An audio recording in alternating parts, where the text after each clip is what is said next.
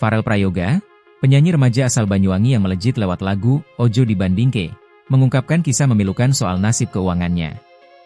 Dalam podcast bersama Denny Sumargo di kanal YouTube Curhat Bang, Jumat, 18 Juli 2025, Farel mengaku bahwa dari penghasilan lebih dari 10 miliar rupiah yang ia kumpulkan selama 3 tahun terakhir, kini hanya tersisa sekitar 10 ribu rupiah di rekeningnya.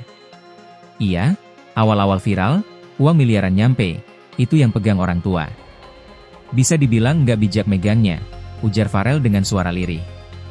Menurut manajer Farel, selama masa kejayaan setelah viral, penghasilan Farel diperkirakan menembus 10 miliar rupiah. Namun, Farel mempercayakan semua pengelolaan uangnya kepada ayah dan ibu tirinya tanpa pengawasan. Farel baru menyadari kehilangan hartanya saat akan menarik uang di ATM untuk membeli minuman.